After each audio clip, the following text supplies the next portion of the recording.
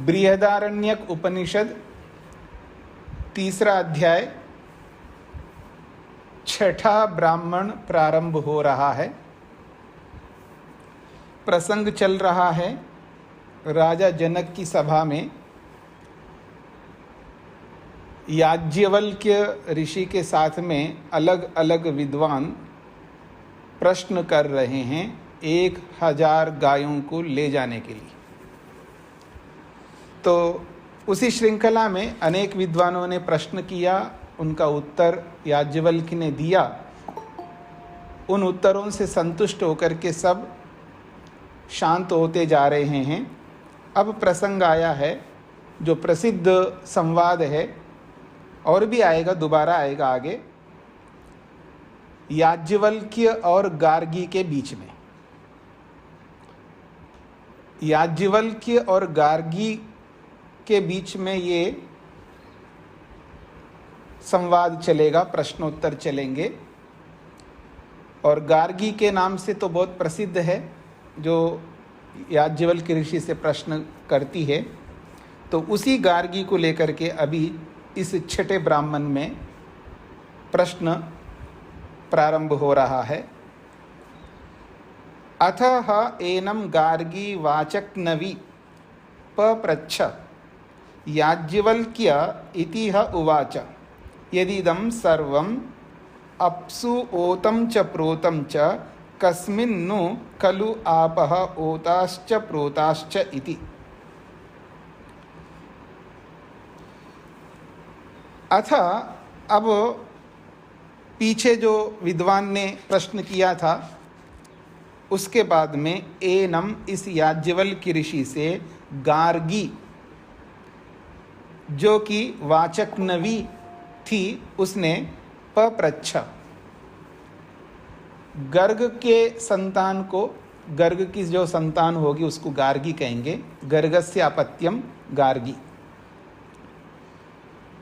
पर ये जो गार्गी जो शब्द है उससे पहले मूल शब्द है गर्ग, जो कि गर्ग की वो पुत्री थी, इसलिए उसका नाम गार्गी है। पुत्री है अथवा शिष्या है ये इतिहास बता देगा।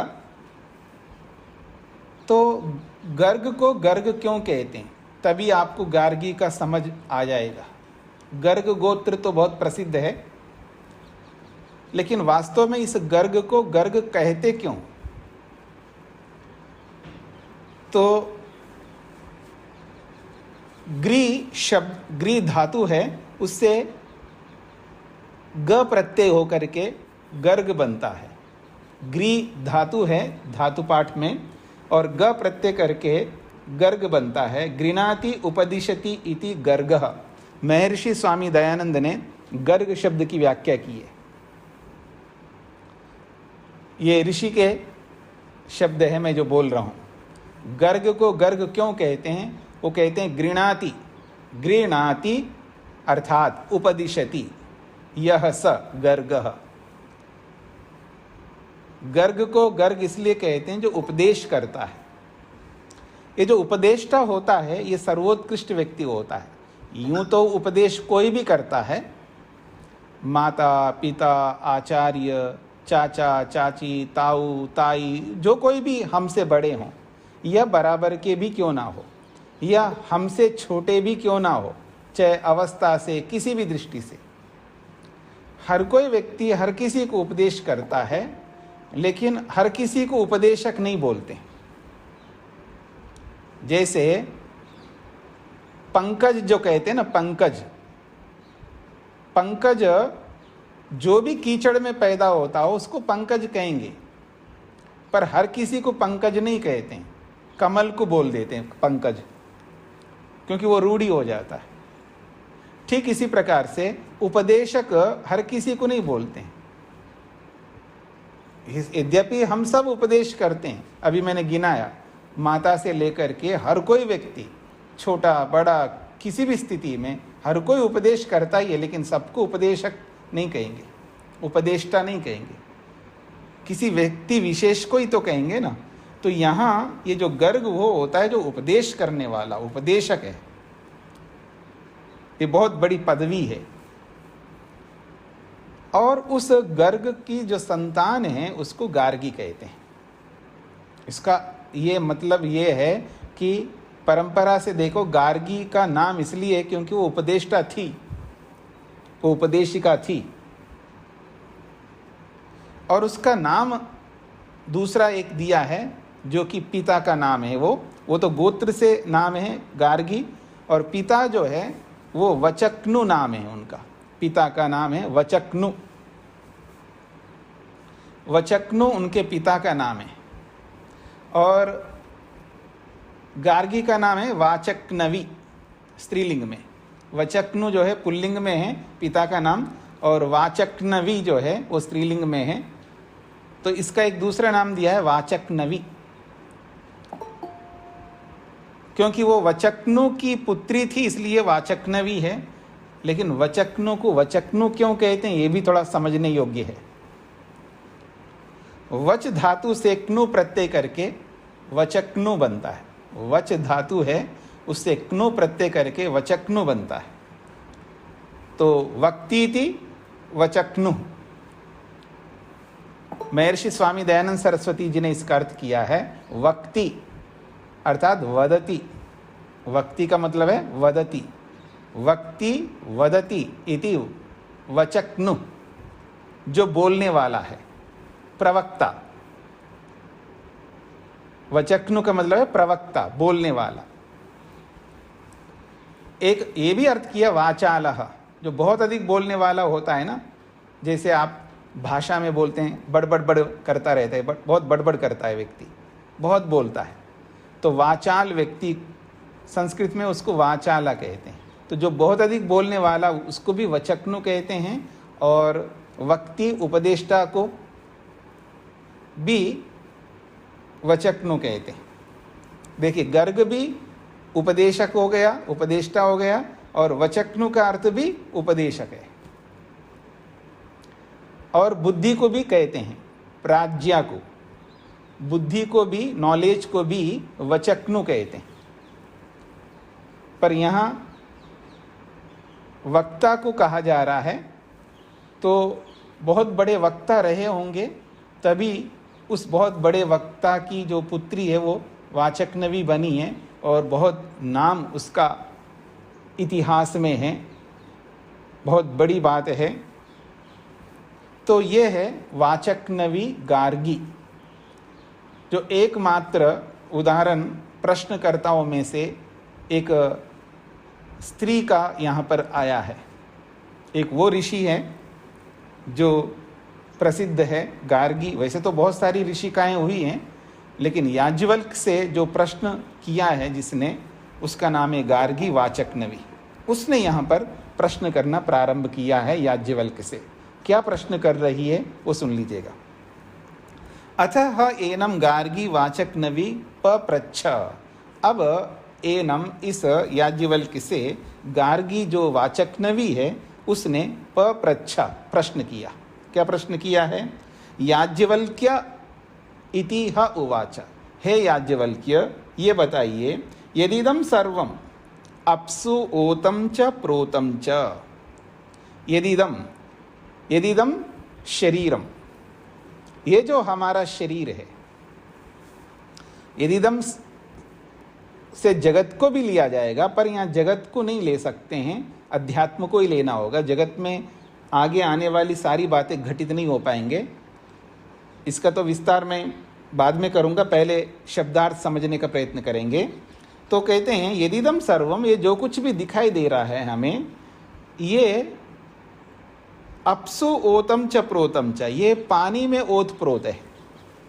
ये पर्टिकुलर दो शब्द है, ओतम च प्रोतम च। ओत प्रोत हिंदी में भी बोल देते हैं हम लोग, ओत प्रोत समझते हैं। ओत प्रोत वो होता है एक लंबा एक आड़ा। आपने कभी वो देखा है कपड़े बुनने वाले को? पहले तो हाथ से बुनते थे, आजकल मशीनें बहुत स्पेशल आई हैं, बहुत विशिष्ट मशीनें आई हैं, ऑटोमेटिक मशीनें हैं। तो धागे जो है दो प्रकार से वो रखते हैं, अरेंज करते हैं उसमें जब कपड़ा बुनने से पहले। कुछ तो बिल्कुल सीधा सीधा धागे को रखते हैं और कुछ आड़ी रखते हैं। तो जो सीधी होता है, जो सीधी धागा जो होती है, जो बिल्कुल स्ट्रेट, उसको कहते हैं ओत, और जो आड़ी होती है धागा उसको कहते हैं प्रोत। यह है ओत प्रोत, यानी कहीं से नहीं छोड़ा जा रहा है कि सामने की ओर से भी है और बगल में से भी है।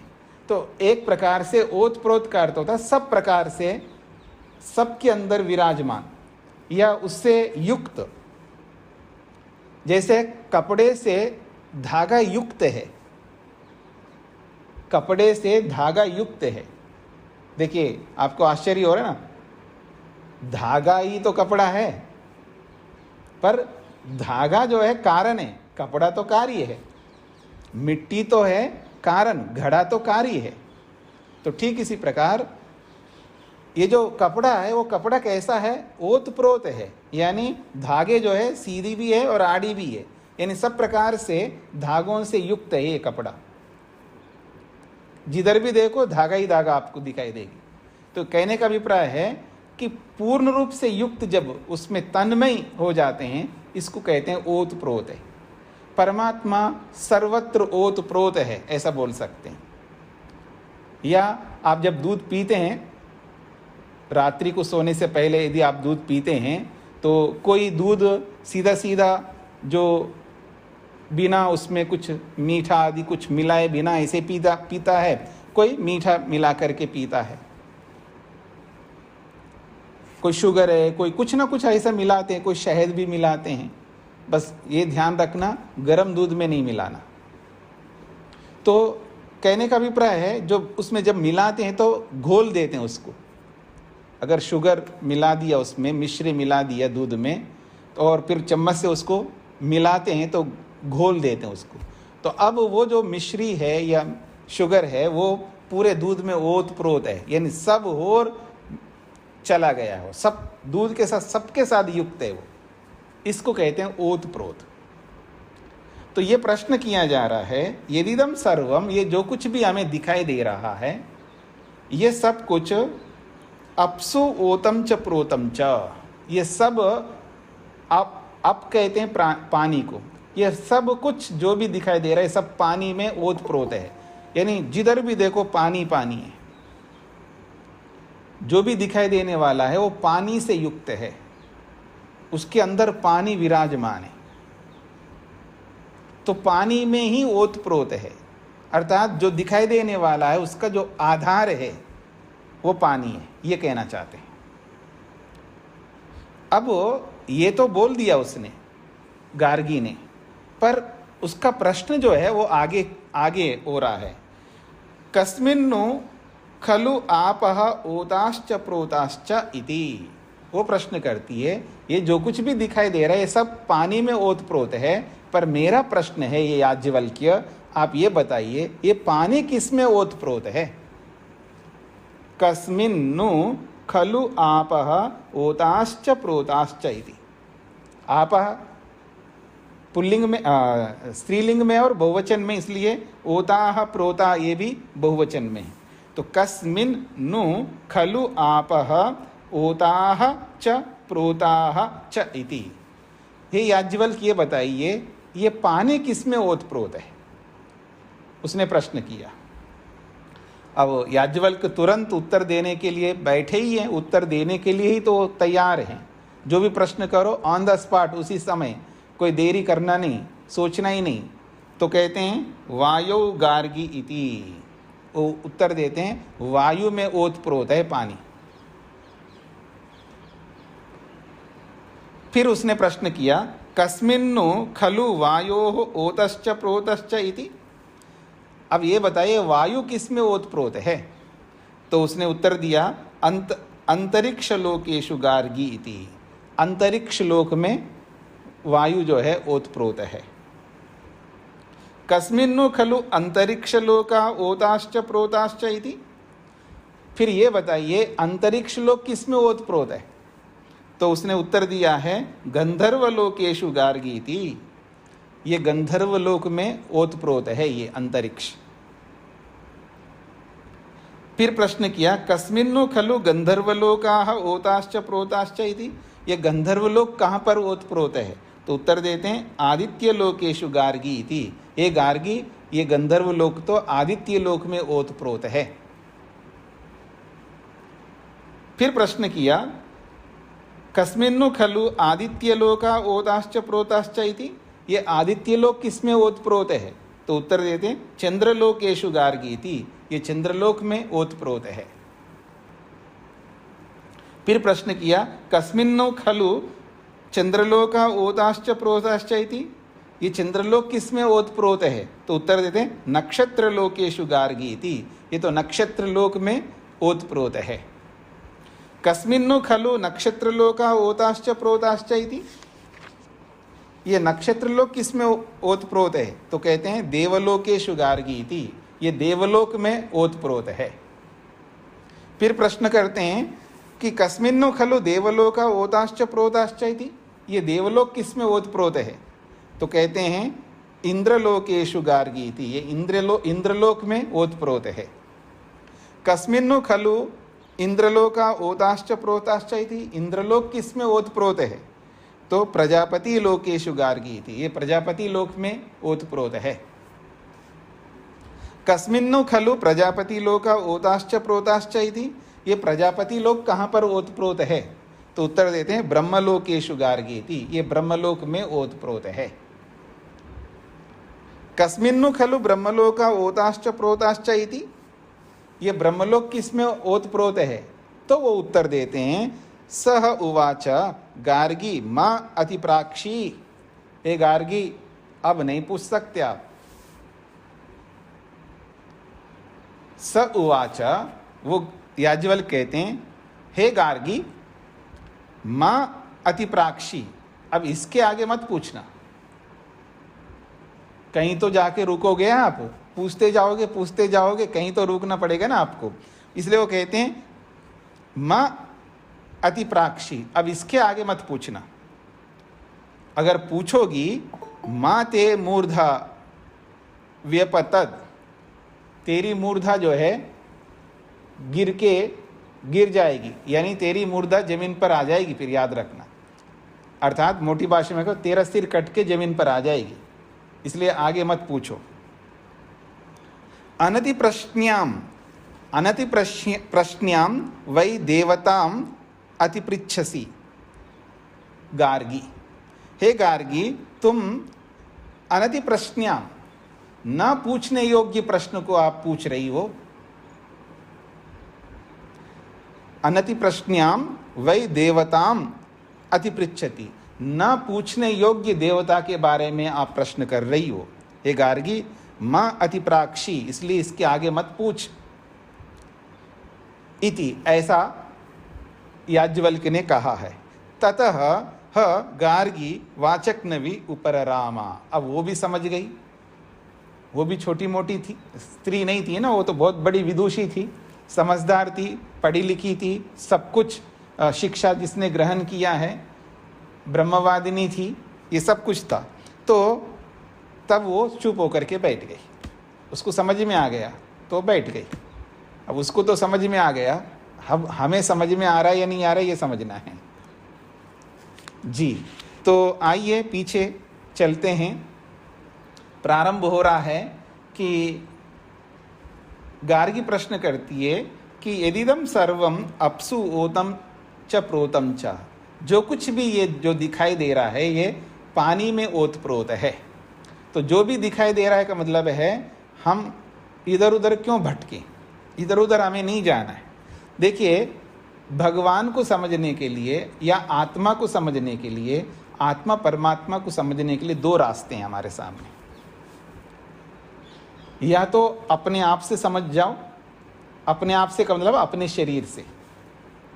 ये जो हमारा जो शरीर है, ये परमात्मा को समझने का सबसे निकट साधन है, अत्यंत निकट साधन है। यानी परमात्मा तक पहुंचाने का जो सबसे निकट, उत्कृष्ट, श्रेष्ठ, सरलता से प्राप्त करने योग्य जो साधन है, वो हमारा अपना शरीर है। इसी शरीर के माध्यम से बहुत शीघ्रता से हम परमात्मा तक पहुंच सकते हैं। ज़्यादा ही आपको रिस्क लेना है, मतलब ज़्यादा ही आपको ये है कि नहीं जी हम दूर से, मतलब पास में है तो उसको कदर नहीं आदमी को। एक को शहद की ज़रूरत पड़ी, मतलब शहद चाहिए उसको, कुछ हो गया है तो दवाइयों में प्रयोग करते हैं ना शहद लोग, तो शहद उसको चाहिए, मधु होनी चाहिए, उसको हनी चाहिए। तो उसने कहा कि चलो लाता हूँ। जैसे गांव में रहते थे ना लोग, तो घर से जैसे बाहर निकलने लगा तो आक का एक पेड़ था, आक हरियाणा में आक ही बोलते होंगे आप लोग। तो आक का एक पेड़ जिसमें से दूध निकलता है, उसकी डंडी को तोड़ो, उसके पत्ते को तोड़ो तो उसमें से दूध निकलता है। तो आक का पौधा कहते हैं उसको, या पेड़ कह सकते हैं, कुछ भी हो। तो उस पर छत्ता लगा हुआ है, किसका? मधुमक्खियों का, जिसमें मधु है, शहद है। वो तो बहुत छोटा होता है स्वामी जी, पेड़ पौधा तो बहुत छोटा होता है। हाँ, तो बड़े भी होते हैं, मतलब बहुत बड़े नहीं होते हैं लेकिन काफ़ी फैल जाते हैं। तो मधुमक्खियों का छत्ता जो है उस आग के उसके अंदर लगा हुआ है। आप क्या समझते, इतने बड़ा छत्ता चाहिए क्या आपको? छोटे छोटे भी तो होते हैं, जैसे पेड़ होंगे वैसे ही छत्ते होंगे। खैर, तो बगल में था वो, वहीं पर उसको देखता हुआ भी नज़रअंदाज कर रहा है, क्योंकि कदर नहीं है ना, मतलब पास वाला, मतलब कदर नहीं है उसको। माँ बाप का कदर नहीं है, बाहर वालों का कदर ज़्यादा है। पास में पत्नी बैठी है, उसका कदर नहीं है। पति पास में बैठा हुआ, उसका कदर नहीं है। बाहर वालों का कदर है उनको। तो इसलिए वो गया, जंगल में घूमता जा रहा है, देखता जा रहा है, ढूंढता जा रहा है। और आजकल तो सब काट के खा जाने वाले, कहाँ छोड़ेंगे जी आपके लिए। तो वो घूमता जा रहा है जंगल में, तो उसको छत्ता दिखाई नहीं दे रहा मधुमक्खियों का। तो अब जंगल में मिलेगा कौन आपको? तो कोई मिल गया, सामने से आ गया, ये जा रहा था ढूंढ रहा, भाई साहब क्या ढूंढ रहे हो? तो उसने कहा मैं मधुमक्खी का छत्ता ढूंढ रहा हूँ। और वो भी उसी गांव का था, और वो संयोग से उसके पड़ोसी निकला। अरे तुम कमाल करते हो भाई, अपने घर के बगल में तो छत्ता था, मैं रोज देखता हूँ जब घर से निकलता हूँ, तो उसको तो छोड़ करके इतने दूर आ गया। उसके लिए संस्कृत में वाक्य है, अर्के चेत मधुविंदेता को पर्वते गच्छेत। अर्के चेत मधुविंदेता को पर्वते गच्छेत। अरे भाई, जब आक के पौधे में, पेड़ में अगर हमको मधु शहद मिल रहा हो, तो पर्वत में, जंगल में कौन जाए? ये तो बगल में, पास में ही है। ये एक कहावत है संस्कृत का, या एक उक्ति है ये कहिएगा, और एक बहुत बड़ी सीख है कि पास में जो है उस पर ध्यान दो, दूर के प्रति ध्यान मत देना। जो प्रत्यक्ष है आपके सामने, उस पर ज़्यादा फोकस करो। परोक्ष में फोकस कर सकते हो, ऐसा नहीं है कि नहीं करना चाहिए, लेकिन उसका वक्त, उसका समय जब आएगा तब कर लेना।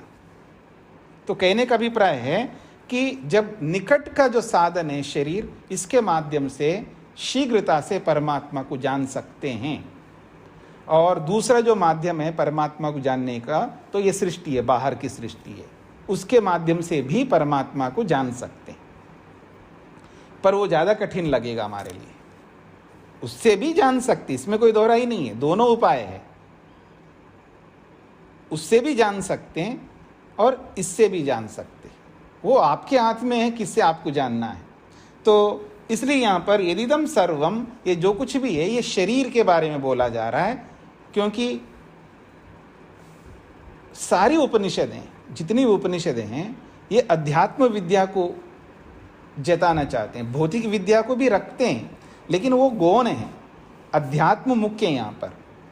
तो अध्यात्म को ध्यान में रख करके बोल रहे हैं यदिदम सर्वम, ये जो कुछ भी हमारा शरीर दिखाई दे रहा है हमको, ये शरीर जो है अपसु पानी में ओतप्रोत है। यानी शरीर का जो आधार है वो पानी है। आप देखेंगे ना, शरीर में भी सबसे ज्यादा कौन है जी? पानी तो है। शरीर में सबसे ज्यादा पानी है। कुछ लोग समझते नहीं इस बात को, समझते हैं जी नहीं, शरीर में जो है पृथ्वी तत्व ज्यादा है। ये पंचमहाभूतों वाला पृथ्वी तत्व तो है, हम मानते हैं, शास्त्र भी ये कहता है। पर ये जो शरीर है, ये पंचमहाभूतों वाले तत्व को लेकर के नहीं बोला जा रहा है। यहाँ स्थूल जो दिखाई देने वाली है, इन चीजों को लेकर के बोला जा रहा है। ये जो पृथ्वी है जो हमको दिखाई दे रहा है, ये वो पृथ्वी नहीं है जो पंचमहाभूतों वाली पृथ्वी। ये जो जल जो हमें दिखाई दे रहा है, वो जल नहीं है जो पंचमहाभूतों वाला जल है। वो तो दिखाई नहीं देते। जो दिखाई नहीं देते उन्हीं का सब साक्षात्कार करना होता, वो भी समाधि में। हाँ, याद रखना, जो मेरे सामने दिखाई दे रहा है उसके लिए मेरे को समाधि लगाने की क्या जरूरत है, बताइए। और उसके लिए भी यम नियम ये सब उपायों को अपनाना। वैसे आदमी इतना निठल्ला है कि इतना मेहनत नहीं करना चाहता। बिना मेहनत के सामने दिखाई दे रही है वो कोई वस्तु, उसको छोड़ करके फिर इतना मेहनत करके फिर समाधि लगा करके फिर पृथ्वी का साक्षात्कार करें। अरे दिखाई दे रही ना, रोज धरती पे ही चलते हो आप, पर ये वो पृथ्वी नहीं है पंचमहाभूतों वाली। ये वो पृथ्वी है जो पंचमहाभूतों को मिलाने पर ये दिखाई देने वाली पृथ्वी बनी है। बस नाम सेम है, उसमें कोई बात नहीं है। उसका भी नाम पृथ्वी है। पंचमहाभूतों वाला जो तत्व है उसको भी पृथ्वी कहते हैं और इसको भी पृथ्वी कहते हैं, क्योंकि दो वस्तुओं के एक नाम हो सकता है ना, आपके नहीं होते हैं। बहुत सारे लोग एक जैसे नाम रखते हैं। तो ईश्वर का भी नाम है अग्नि, और ये जलती हुई अग्नि का नाम भी अग्नि है। अब बोलो, तदेवाग्निस तदादित्यस तद्वायुस तद चंद्रमा, मंत्र है ना। ऐसे बहुत सारे मंत्र हैं।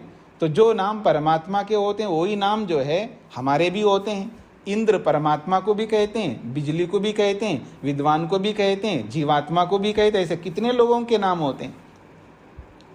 व्यक्ति अलग अलग है, नाम एक ही है। तो ऐसे ही यहां पर समझ सकते हैं आप। तो कहते हैं ये जो शरीर है हमारा, इस शरीर का आधार क्या है? ये शरीर किसमें ओतप्रोत है? तो कहा अपसु, ये पानी में ओतप्रोत है। ये बात कही। तो यह आधार मुख्यता कार्य कारण को बताया जा रहा है, ये नहीं समझना है आप। यहाँ केवल मुख्यता प्राथमिकता दी जा रही है, उसका इंपॉर्टेंस बताया जा रहा है, ये समझने का प्रयत्न करना। शरीर की जो प्रधानता है, शरीर की जो मुख्यता है, किस बेस पर शरीर खड़ा है, ये भी समझाना है। और इसको समझने पर ही परमात्मा समझ में आएगा। किसी मूढ़ आदमी को माँ का मतलब समझ में नहीं आता, पिता का मतलब समझ में नहीं आता। किसी मूढ़ व्यक्ति को, अज्ञानी व्यक्ति को माता, पिता, पति, पत्नी, पुत्र, पुत्री, जो भी हमारे संबंध है, ये समझ में नहीं आते, इसलिए तो लड़ते हैं उनसे। अगर समझ में आ जाए किसी को तो लड़ाई क्यों करेगा?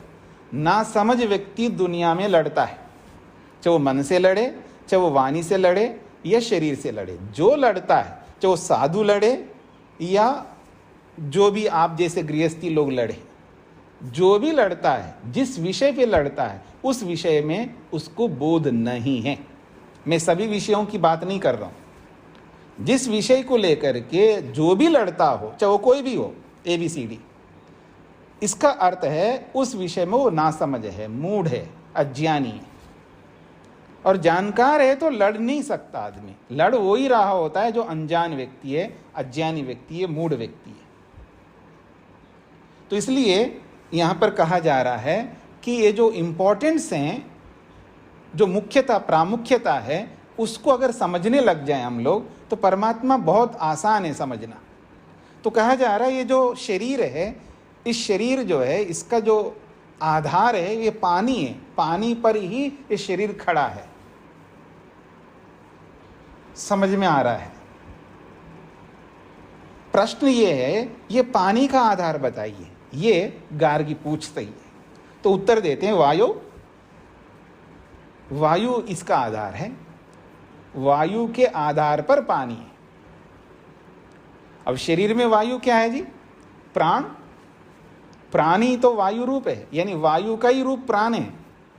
शरीर के अंदर ये जो प्राण है, अगर प्राण ना हो शरीर में तो पानी का क्या मतलब है? और पानी ना हो तो शरीर का क्या मतलब है? शरीर टिका हुआ पानी पर, पानी टिका हुआ है वायु पर, यानी प्राण पर। तो कहते हैं वो वायु इसका आधार है, ये वायु में ओत प्रोत है, ये सारा का सारा पानी। ये याज्ञवल्क्य उत्तर दे रहे हैं। फिर प्रश्न किया है, ये वायु का आधार बताइए। तो कहा अंतरिक्ष लोकेशु। बहुवचन तो आधार के लिए, यानी कई जगह पर बहुवचन का प्रयोग करते हैं, एक वस्तु के लिए भी बहुवचन के लिए बहुवचन का प्रयोग, क्योंकि अंतरिक्ष तो एक ही आकाश, अनेक आकाश नहीं है, एक ही आकाश है। तो इसलिए कहा जा रहा है अंतरिक्ष लोकेश, यानी आकाश में, आकाश इस वायु का आधार है। तो शरीर में अवकाश है ही है, वायु जो है आकाश में है, अंतरिक्ष में है, इसलिए उसको आधार बताया है। फिर प्रश्न किया, अंतरिक्ष लोक जो है आपने बोला है, तो ये अंतरिक्ष लोक किस में ओतप्रोत है? ये बताया अंतरिक्ष किस में ओतप्रोत है? तो कहा है गंधर्व लोकेशु।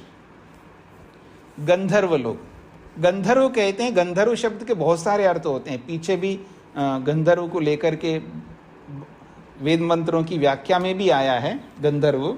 तो गंधर्व शब्द जो है यहाँ पर है किरणें, सूर्य की किरणें। जो सूर्य की किरणें हैं उनको गंधर्व कहते हैं। शरीर के अंदर ताप है जी, शरीर के अंदर जो है, हमारे शरीर के अंदर ताप है, यानी गर्मी है एक प्रकार से। किरणों में क्या होता है? गर्मी तो होती है। तो शरीर के अंदर ताप, पूरे शरीर में तापमान विराजमान है। अगर तापमान कम हो जाए तो भी मुसीबत है, ज़्यादा हो जाए तो भी मुसीबत है। तो जो पूरे शरीर के अंदर जो तापमान है उसके आधार पर ये विराजमान है। शरीर के पीछे पानी, पानी के पीछे प्राण, प्राण के पीछे ये क्या बताया था? अंतरिक्ष, अंतरिक्ष के पीछे ये गंधर्व, तापमान। तब जाकर के शरीर के रूप में विराजमान होता है। शरीर के अंदर पानी भी होना चाहिए, शरीर के अंदर प्राण भी ठीक प्रकार से होना चाहिए, शरीर के अंदर वायु को स्थान देने के लिए अवकाश भी ठीक से होना चाहिए। और उस अवकाश के पीछे बताया जा रहा है यहाँ पर गंधर्व, तापमान। तापमान ठीक रहेगा शरीर में, तब शरीर ठीक रहेगा। न कम हो तापमान, न ज़्यादा हो। जितनी होनी चाहिए उतना ही तापमान शरीर के अंदर होना चाहिए। तो ये गंधर्व लोक है, तापमान या सूर्य की किरणें, अंदर की किरणें। फिर कहा गंधर्व लोक किसमें ओतप्रोत है, ये बताइए। तो कहते हैं आदित्य लोकेशु। ये आदित्य लोक में ये ओतप्रोत है। अब किरणों का आधार कौन होता है? आदित्य, सूर्य। तो ये जो शरीर के अंदर तापमान है, इसका जो आधार सूर्य शरीर में कौन है? तो शरीर में जठराग्नि है, सूर्य। आदित्य जो है जठराग्नि को कहते हैं। शरीर के अंदर जठराग्नि अलग प्रकार की है और पूरे शरीर का जो तापमान अलग प्रकार का है, वो उसकी किरणें हैं जठराग्नि के एक प्रकार से। तो शरीर के अंदर जो आदित्य है वो जठराग्नि है। तो फिर पूछा है कि ये आदित्य जो है ये किसमें ओतप्रोत है? तो कहा चंद्रलोकेशु गार्गीति। ये चंद्रलोक में, चंद्र कहते हैं चंद्र को, और चंद्र शरीर में किसको कहते हैं? आपने पीछे सुन लिया, पढ़ लिया है, जान लिया है, मन को कहते हैं। जठराग्नि का जो आधार है वो है मन, याद रखना। इसलिए आयुर्वेदकार कहते हैं तन मना भुंजी था, मन लगा के भोजन करो। अगर बिना मन लगा के भोजन किया आपने, अनमना होकर के अनिच्छा से भोजन कर तो रहे हो और इच्छा नहीं है, मन कहीं और ले जा रहे हो, तो आपकी जठराग्नि ठीक से काम नहीं कर पाएगी, ठीक ढंग से डाइजेस्ट नहीं होता है। डाइजेशन ना होने के पीछे एक बहुत बड़ा रीज़न कारण है, आप या कोई भी बिना मन लगा के ऐसे खा जाता है व्यक्ति। इसलिए आप देखेंगे गुरुकुलों में हमारे ऊपर एक नियम लगाया गया, जब प्रारंभ में हम लोग हैं, एक कैसे लोग हैं बिल्कुल शांत, कोई बात ही नहीं होती है, खा रहे हैं सब लोग, इतने लोग बैठ करके बोलते कोई नहीं है। क्यों ऐसा करते हैं? तो आज समझ में आता है, इसलिए करते हैं। पिन ड्रॉप साइलेंस, कोई बोलता नहीं, कोई बोल नहीं सकता। मन लगाओ भोजन में, क्या खा रहा हूं उस पर रुचि हो। बहुत सारी बातें हैं, भोजन करने के बहुत सारे नियम हैं आयुर्वेद में। तो जठराग्नि का जो बेस है, आधार है, वो मन है, इसलिए उसको चंद्र कहा है। यहाँ पर मन ठीक है तो जठराग्नि भी ठीक हो जाएगी। तो चंद्रलोक जो है ये मन है। तो प्रश्न किया चंद्रलोक किस में ओतप्रोत है? तो कहा नक्षत्र लोकेशु। अब बाहर देखिएगा, बाहर की सृष्टि में चंद्रमा किसके बीच में गिरा हुआ रहता है जी? नक्षत्रों के बीच में, ठीक है ना। वो सारे नक्षत्र जो है चंद्रमा के जो आधार बनते हैं। तो शरीर में कौन है जी नक्षत्र? इंद्रियां, इंद्रियों के बीच में गिरा हुआ है मन, इंद्रियों के बीच में विराजमान है। इंद्रियां ना हो तो मन का क्या मतलब है जी? इंद्रियां ना हो तो मन करेगा क्या? मन इंद्रियों से तो जुड़ता है, और इंद्रियां ही ना हो तो जुड़ेगा किससे? तो इसलिए बताया जा रहा है कि ये जो चंद्रलोक है वो नक्षत्र लोक में ओतप्रोत है, अर्थात इंद्रियों में ओतप्रोत है। मन जो है वो इंद्रियों में ओतप्रोत है। फिर प्रश्न किया ये नक्षत्र लोक किस में ओतप्रोत है? तो उत्तर दिया है कि देवलोकेशु गार्गी इति। ये नक्षत्र लोक जो है ये देवलोक में ओतप्रोत है। और देव कौन है यहाँ पर? इंद्रियों के देव है, पीछे बोला था, याद आ रहे हो आपको? रूप, रस, गंध, स्पर्श, शब्द, ये जो विषय है ना, ये सब देव है, क्योंकि इंद्रियां उन्हीं के तो आश्रित है। तो ये जो देवता है वो ये विषय है। तो ये देवलोक में ये इंद्रियां, ये नक्षत्र जो है ओतप्रोत हैं। फिर पूछा ये बताइए देवलोक किस में ओतप्रोत है? तो कहता है इंद्रलोकेशु गार्गीति। इंद्रलोक में ओतप्रोत है ये विषय। और इंद्रलोक, इंद्र कौन है जी यहाँ पर? आत्मा, जीवात्मा। क्योंकि ये जो विषय है ना, किसको ध्यान में रख करके विराजमान है? रूप, रस, गंध, स्पर्श, शब्द, जो भी विषय है संसार के, ये किसके लिए हैं? आत्मा के लिए तो है। तो इंद्र जो है यहाँ आत्मा है। फिर प्रश्न किया कस्मिन्नु खलु इंद्रलोका ओतः प्रोताश्च। इंद्रलोक किसमें ओतप्रोत है? तो कहा प्रजापति लोकेश। इंद्रलोक जो है प्रजापति लोक में ओतप्रोत है। तो इंद्र तो आत्मा हो गया, और ये प्रजापति कौन है? आत्मा का कोई अर्थ नहीं है जब तक कर्म ना हो।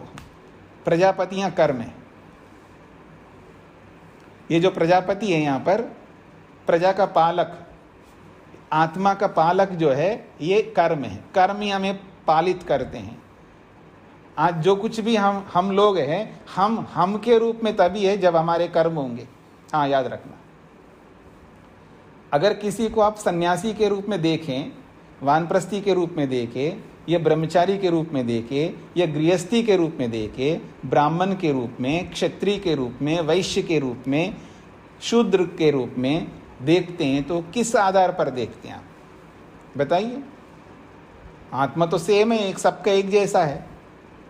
फिर भी आप किसी को ब्राह्मण के रूप में देख रहे हैं, किसी को सन्यासी के रूप में देख रहे हैं, किसी गृहस्थी, उसके कर्म है वहाँ पर। तो ये इंद्र जो है प्रजापति लोक में ओतप्रोत है, अर्थात कर्मों में ओतप्रोत है। फिर प्रश्न किया ये प्रजापति जो है ये किस में ओतप्रोत है? तो उत्तर दिया है ब्रह्मलोक में ओतप्रोत है। अब इन कर्मों का जो बेस आधार कौन है? वो ब्रह्मलोक है, यानी यहाँ ब्रह्मलोक से परमात्मा को लिया जा रहा है। कर्मों का जो है लेखा जोखा जो भी करने वाले हैं वो परमात्मा है।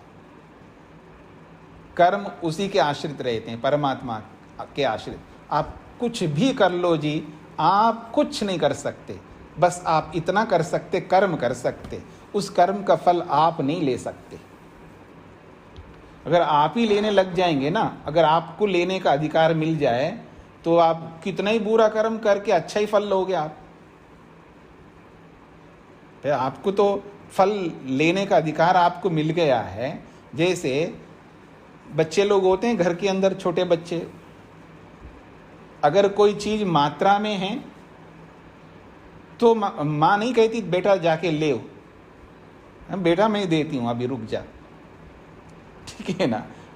अगर मात्रा में और माँ बोल दे कि बेटा ले लो, अब बेटा तो बेटा ही है, बच्चा तो बच्चा ही होता है, वो अनलिमिटेड लेगा। बाकी लोग क्या करेंगे फिर? अगर अनलिमिटेड हो, अधिक मात्रा में हो, मतलब छूट हो जाए, मतलब कुछ कितना ही ले ले, तब आप बेटा लेना, वहाँ जाके किचन में जाओ और वहाँ फ्रिज में है या जो भी जहाँ भी है वहाँ से ले लो, अपनी इच्छा से ले लेगा, जितना भी ले ले कोई फर्क नहीं पड़ेगा। मान लीजिएगा उसको ये बोल दिया बेटे को, तू ये काम कर या पढ़ाई कर या तुम रैंक लाओ या तुम ऐसी करो, जो भी एक उसके लिए टारगेट देती है माँ, वो करोगे तो मैं वो चीज़ आपको दूंगी। कई बार ऐसे आजकल थोड़ा सा यूज़ करते हैं ना बच्चों का, माँ भी यूज़ कर लेती, बेटा तू ये कर लेगा तुझे मैगी दे दूंगी, बेटा तू ये कर लेगा तुमको ये पता नहीं क्या क्या देने की वो उनको आदत में डाल देते हैं। तो अब देंगे, लेकिन उसको लिमिट में देंगे ना माँ, ऐसे थोड़ा है कि ले ले ऐसा करके दे देंगे, तो लिमिट में दिया जाएगा ना। तो फल जो है, फलदाता जो भी देने वाला है, चाहे बॉस अपने नीचे काम करने वाले को फल देता हो या माँ अपने बच्चे को फल देती हो या एक गुरु, एक आचार्य एक विद्यार्थी को फल देता हो, एग्जाम्स में लिख दिया है, अब फल दो, गुरु आचार्य तो देगा ना क्या लिखा आपने, हाँ तूने लिख दिया ना, तू अपने आप ले ले मार्क्स, ऐसे थोड़ा कहेगा। तो फल जो भी देने वाले हैं वो अधिकार जो है कर्म करने वालों को नहीं दे सकते। ये बात आपको अच्छी तरह समझ में आ रही है। तो इसलिए कहा जा रहा है ये जो कर्म है ये ब्रह्मलोक में यानी परमात्मा में ओतप्रोत है। अब वो प्रश्न करती है गार्गी, हे याज्ञवल्क्य ये बताइए ब्रह्मलोक किस में ओतप्रोत है? तब वो कहते हैं अब बस, अब इसके आगे मत पूछना।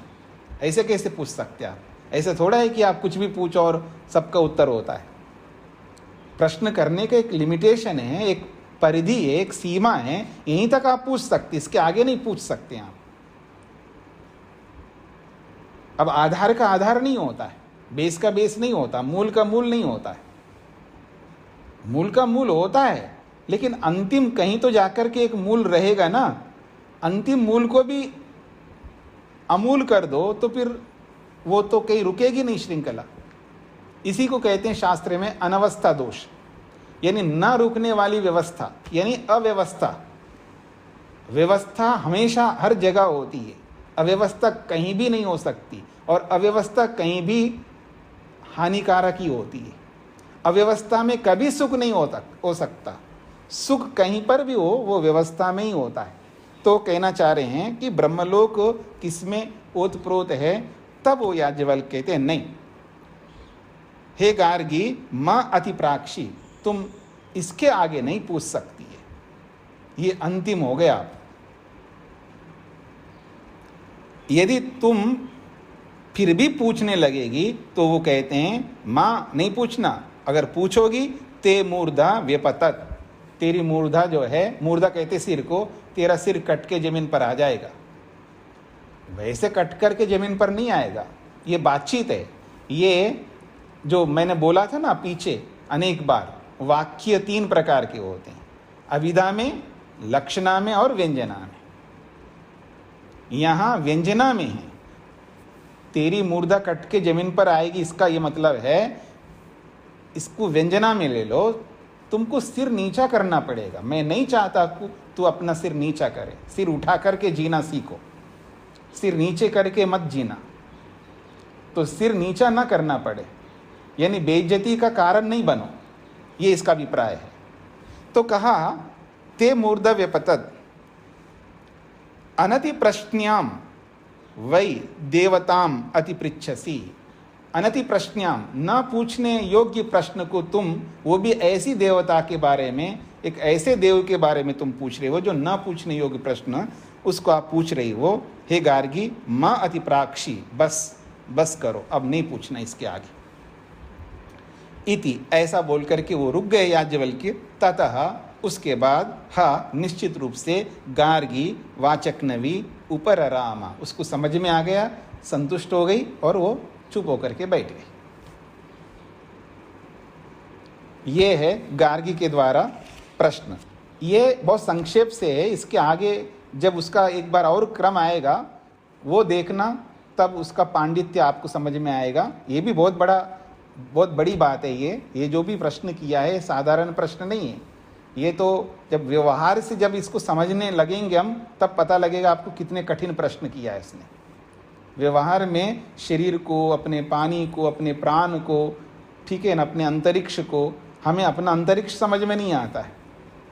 पता नहीं किसको या तो गलत समझता है या नहीं समझता है आदमी। ऐसा है, जब वो खाना खाता है ना, तो आयुर्वेद में है कि कितना खाना चाहिए, कितना अंतरिक्ष के लिए रखना चाहिए, उसको पता नहीं रहता। आकंठ डूब जाता है कई बार, मतलब ऐसा लगता है जैसे कि इधर देखिए मेरी ओर, वो खाता खाता यहाँ तक भर दिया पूरा, ठीक है, बस यहाँ तक भर दिया, अब कुछ डालो तो वो अंदर जाएगा नहीं, ऐसा भर दिया। अब अंतरिक्ष के लिए स्थान ही नहीं है। अंतरिक्ष मतलब अवकाश के लिए, मतलब कितना अवकाश रखना है, अवकाश का अपना बहुत बड़ा महत्व है शरीर के अंदर। तो ऐसी एक एक बात जो है, क्योंकि शरीर के माध्यम से परमात्मा तक हम पहुंच रहे हैं, तो जब शरीर के तत्वों को नहीं समझेंगे हम, तो परमात्मा को क्या समझ पाएंगे।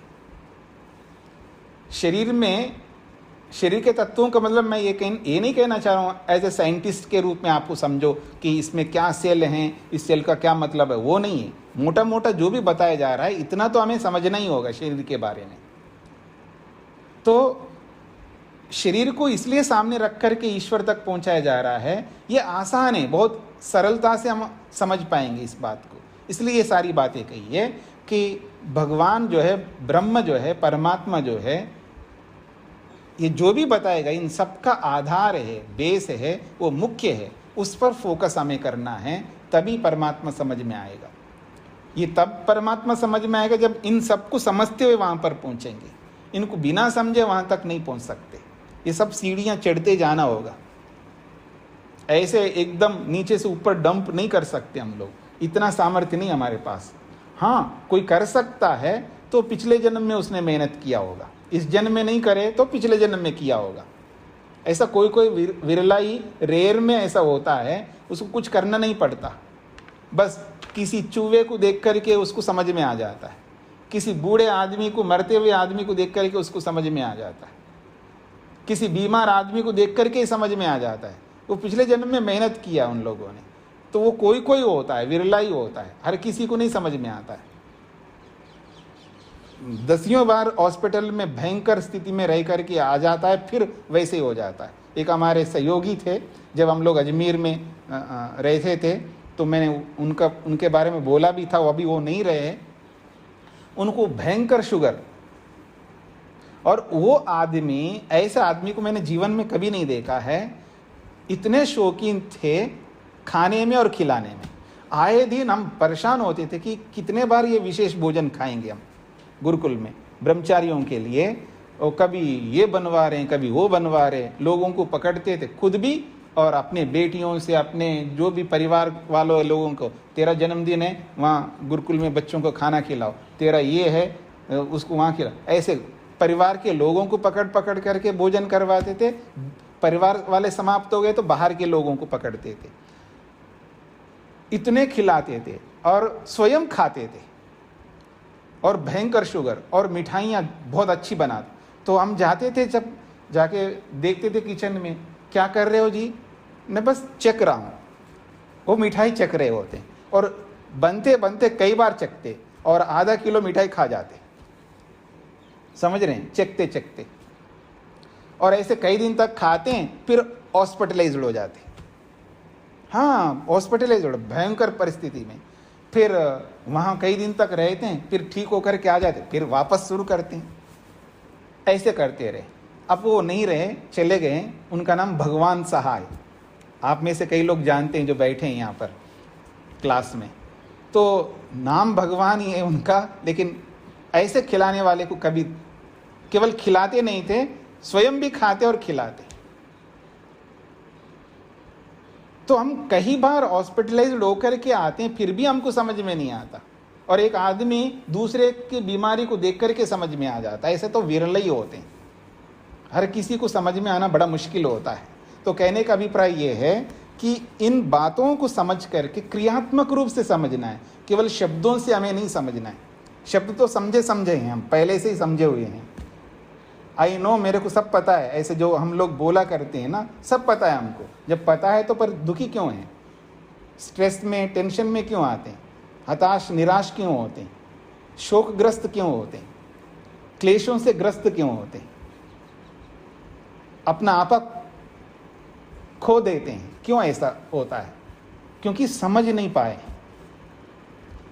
तो अपने आप को समझने का एक बहुत बड़ा अच्छा माध्यम है, अपने शरीर के माध्यम से शरीर के तत्वों को समझो, उसके गहराई में उतरो, उनको एज इट इज क्रियात्मक रूप से समझने का प्रयत्न करो। तो धीरे धीरे धीरे हम अपेक्षा से आज जिस स्थिति में हैं, इससे और अधिक तेजी से हम ईश्वर की ओर बढ़ सकते हैं। यही यहाँ पर कहना चाहते हैं। तो बाकी बातें हम आगे करेंगे। किसी कोई प्रश्न पूछना हो तो पूछ सकते हैं।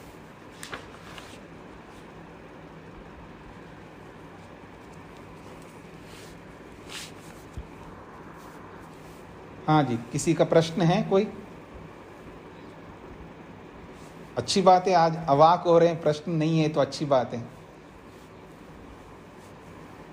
प्रणाम स्वामी जी। जी जी, प्रणाम जी। अपने सांख्य योग में तो आपके प्रवचन सुन रहा था, वहाँ पे मतलब वायु और प्राण को बिल्कुल अलग कहा है जी। और यहाँ हम उपनिषद में सभी जगह मतलब प्राण वायु को मतलब प्राण भी एक शक्ति वायु के साथ जोड़ते हैं। तो उसका कुछ स्पष्टीकरण स्वामी जी। ऐसा है, वायु का मतलब देखिएगा, ये जो वायु बह रही है, हवा जिसको हम बोल रहे हैं, वो अलग है और प्राण एक अलग है।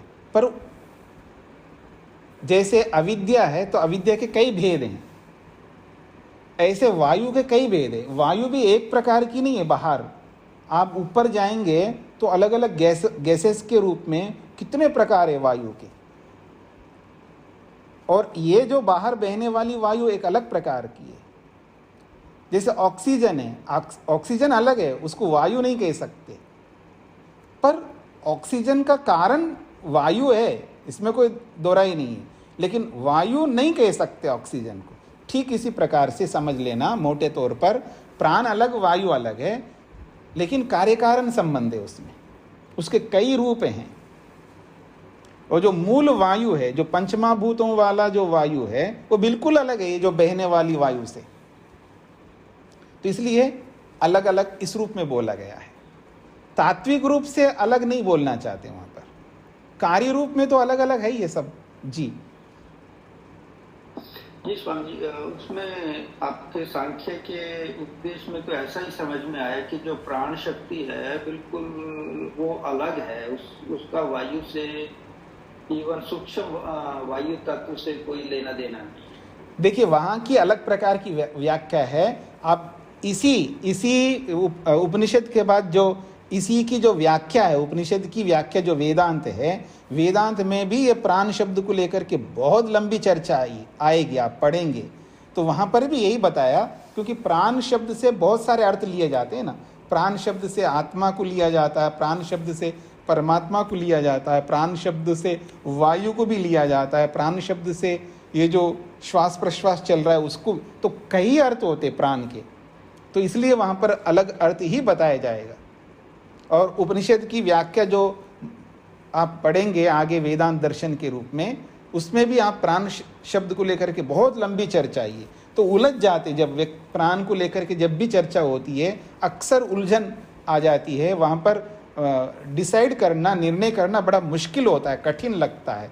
कई बार प्राण शब्द से वायु को कहा जा रहा होता है, कई बार आत्मा को कहा जा रहा होता है, कई बार ये जो श्वास प्रश्वास है इसको कहा जा रहा होता है, तो निर्णय नहीं कर पाते कि आखिर ये प्राण क्या चीज़ है। तो वो प्रसंग के अनुसार हमको अलग अलग करना पड़ता है।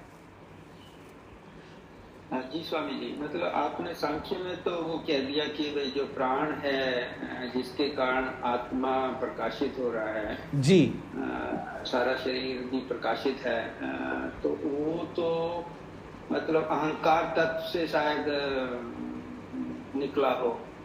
नहीं प्राण, मतलब बहुत नहीं प्राण शब्द इंद्रियों को भी कहते हैं। आप जब सत्यार्थ प्रकाश भी आप पढ़ेंगे तो जब सूक्ष्म शरीर की गणना जहाँ करते हैं स्वामी दयानंद सरस्वती जी, वहाँ प्राण शब्द भी लिया कर्मेंद्रियों के लिए, और यहाँ उपनिषद में तो प्राण सभी इंद्रियों के लिए कहा जाता है। इसलिए प्राण शब्द एक व्यापक है, बहुत व्यापक शब्द है। परमात्मा से लेकर के ये स्थूल वायु तक बहुत सारे चीज़ों को प्राण शब्द से बोला जाता है। जी स्वामी जी, जैसे वो सांख्य की जो उसकी अपनी व्याख्या है वो थोड़ा सा उसका चैप्टर ही थोड़ा अलग है। हाँ जी, बिल्कुल अलग है, वो अलग है। आप वेदांत पढ़ेंगे तो आपका और थोड़ा और ज़्यादा क्लियर होगा। और आप में से बीच में से भी पूछ रहे थे कि उपनिषद के बाद क्या प्रारंभ होगा, तो कोई सोचने वाली बात नहीं। उपनिषद के बाद सीधा वेदांत ही शुरू होगा, क्योंकि वेदांत दर्शन इसी उपनिषद की व्याख्या है। अब कब शुरू होगा वेदांत दर्शन? जब ये समाप्त हो जाए। अभी बहुत कम बची हुई है उपनिषद, क्योंकि बृहदारण्य के बाद श्वेताश्वतर उपनिषद बहुत छोटी सी है, वो भी समाप्त हो जाएगी। तो अभी से, क्योंकि कई लोगों ने पूछा है कि हमें पुस्तकें मंगवानी हैं, तो अभी से मंगवा सकते, मैं आपको पोस्ट कर दूंगा लिखवा करके, ताकि आपको पता लग जाएगा कहाँ से आपको मंगवाना है।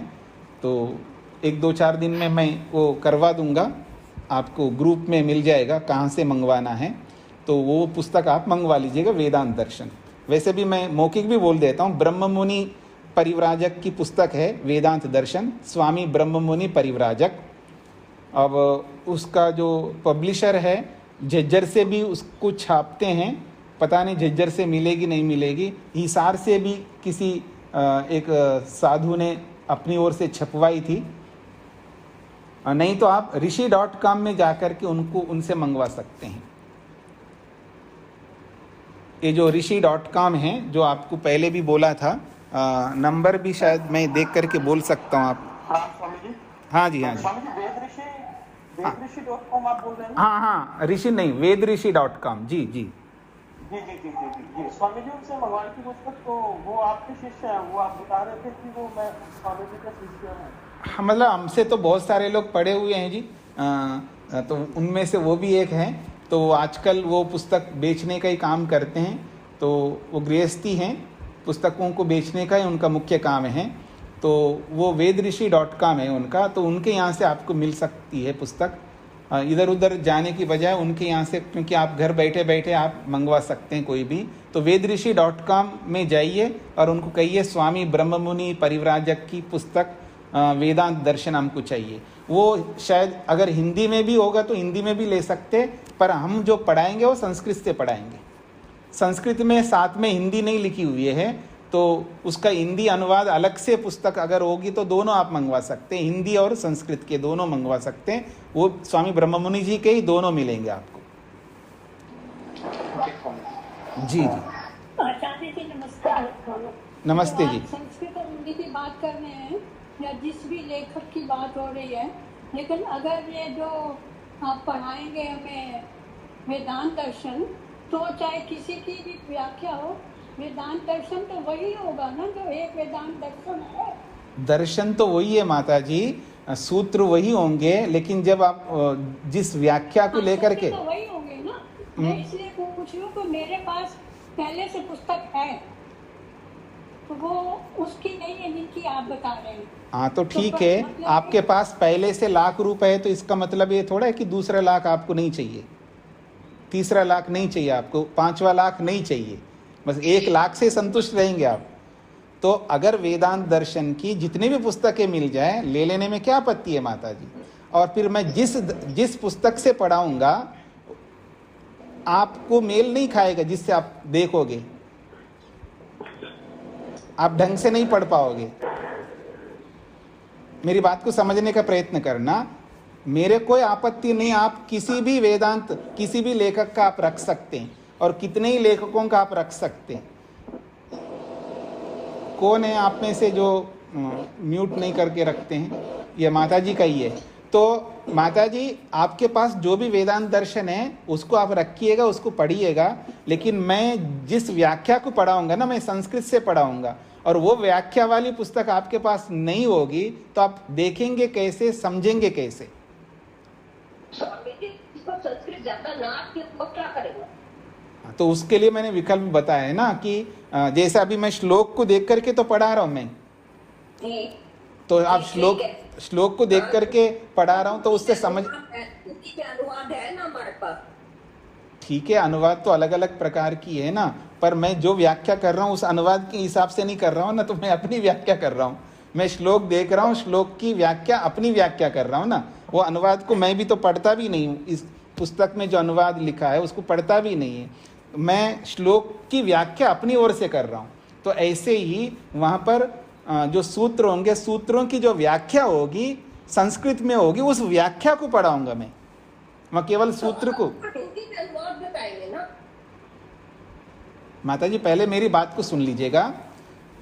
आपको एक तो ये है कि जो पढ़ाने वाला अध्यापक होता है उसकी बात को मानना चाहिए, सीधी सी बात है। वो जैसा कहता है वैसा सुन लेना चाहिए और वैसे चलना चाहिए, सरलता इसी में होए। आप अपनी अपनी चलाएंगे तो इसका मतलब आप विद्या के प्रति आपकी वो जागरूकता ही नहीं है जो आप समझ नहीं पा रहे हैं।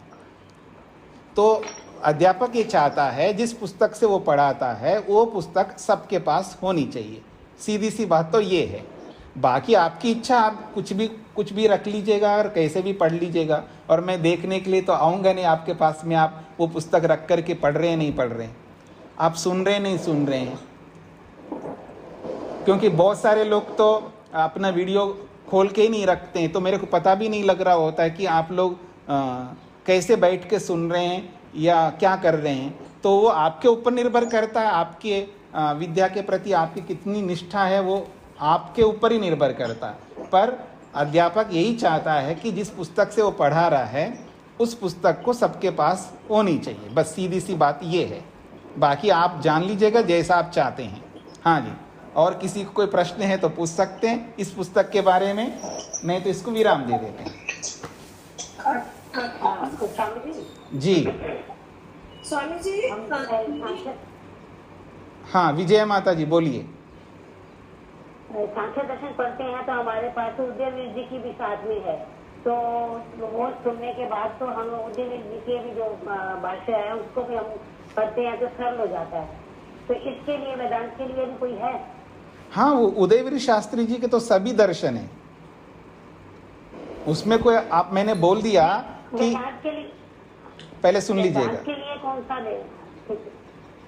मैंने जो बोला उस पर आपने ध्यान नहीं दिया है। मैंने ये बोला है आप किसी भी लेखक की पुस्तक रख सकते हैं और कितनी पुस्तकें रख सकते हैं वेदांत अलग अलग लेखकों की, पर जिस लेखक की पुस्तक मैं पढ़ाऊंगा वो पुस्तक आपके पास होना चाहिए। वो तो होगी, लेकिन उसके साथ साथ जैसे हमारे को वो मिली है ऐसे ऑप्शन में कोई होता है वो मैंने बोला है ना। जी जी, उदयवीर शास्त्री जी को आपको सरल लगता है तो उदयवीर शास्त्री के 6 दर्शनों की व्याख्या है जी, और बाकी और भी लेखक हैं जिन्होंने व्याख्याएं की है, तो कोई भी लेखक की आप रख सकते हैं, मेरे कोई आपत्ति नहीं है। और कितने ही लेखकों के रख सकते हैं, पर जिस पुस्तक से मैं पढ़ाऊंगा वो पुस्तक आप सबके पास होनी चाहिए, बस ये बात कहना चाह रहा था। जी एक प्रश्न है जी। जैसे आपने उपदेश का ई बुक फॉर्म में हमको भेजा है, हम उसी को रेफर कर रहे हैं, तो उसको भी उस बुक को भी भेजेंगे क्या चीज? को भी जैसे जैसे माता शकुंतला जी आप म्यूट करके रखिए, बाकी लोग म्यूट करके रखिए। हाँ जी बोलिए। जैसे जैसे उपनिषद आपने ई बुक फॉर्म में भेजा है हमको, हम उसी को रेफर करके देख रहे हैं, पढ़ रहे हैं, तो वेदांत को भी ई बुक फॉर्म में भेजेंगे?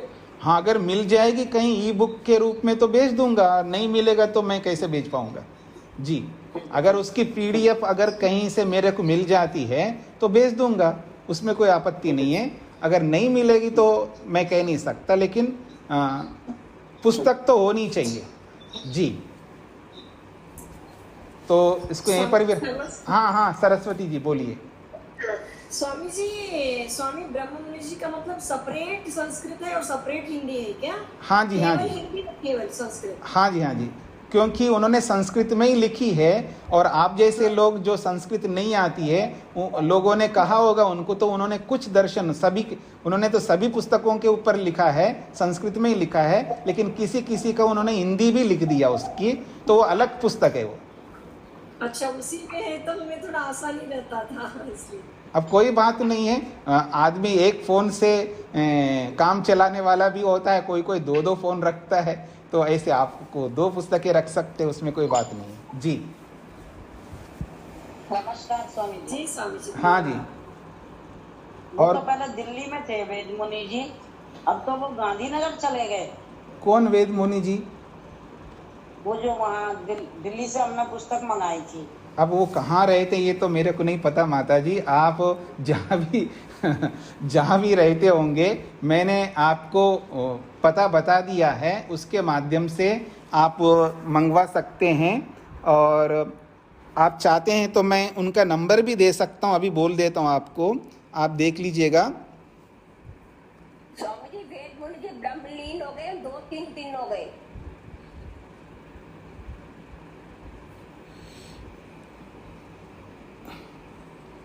हाँ जी, सभी लोग ना उनका नंबर लिख सकते हैं, 9818704609।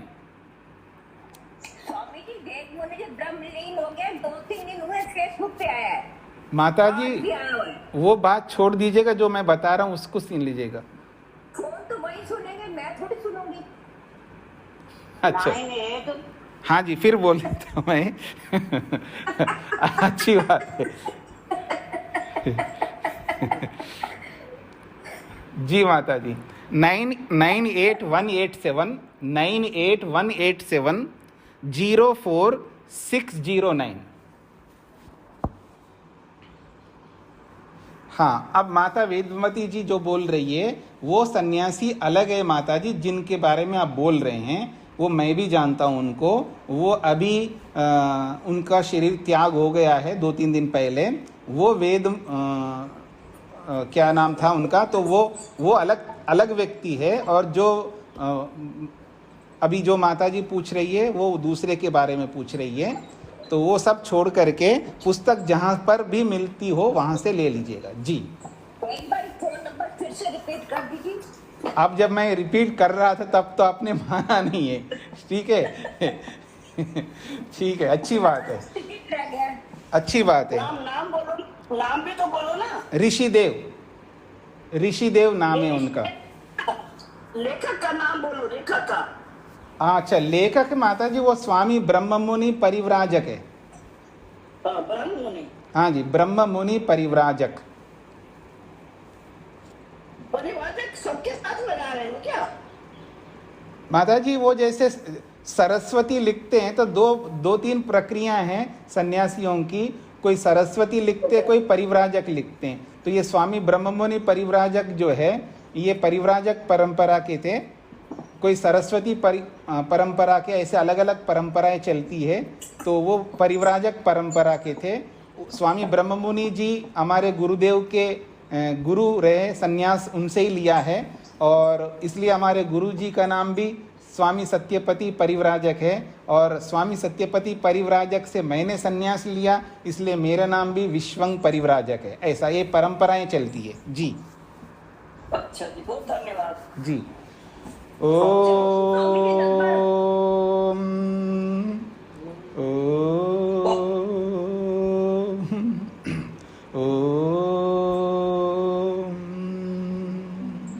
सभी को नमस्ते।